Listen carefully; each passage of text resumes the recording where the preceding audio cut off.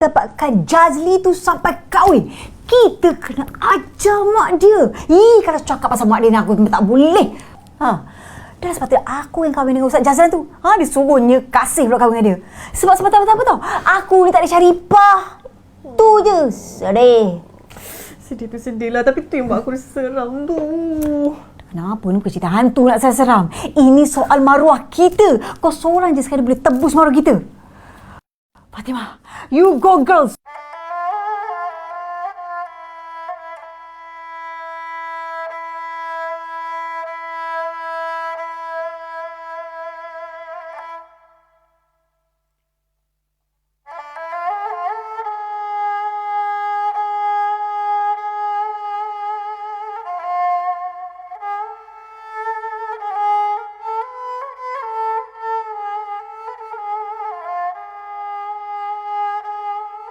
Berapa kalilah Hana nak bagi tahu ente pasal mimpi tu. Tapi ente tak percaya. Ente mimpi tu selalunya mungkin itulah petunjuknya. Ente nak petunjuk macam mana lagi, Syekh?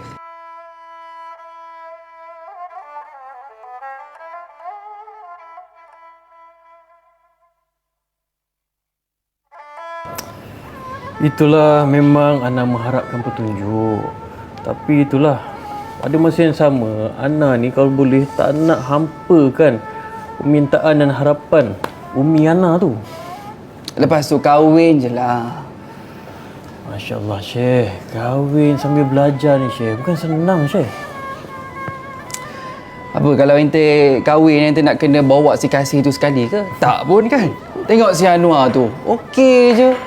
Belajar sama-sama dengan isteri dia. Tak ada masalah pun. Siap direzekikan anak lagi. Apa yang masalahnya? Itulah, Ana pun tengah bingung ni. Macam mana nak buat keputusan. Tak ada bingung-bingungnya. Ni ada kebaikan yang Allah nak bagi pada ente.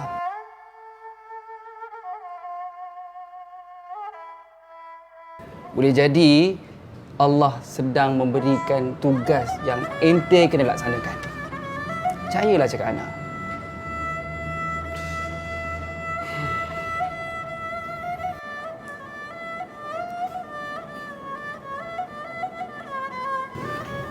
Allahu Akbar.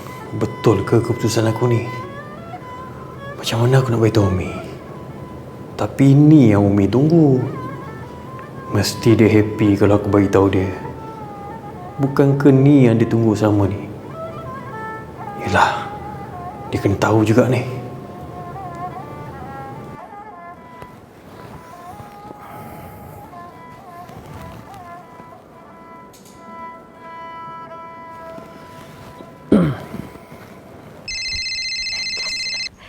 Assalamualaikum. Apa khabar anak Umi?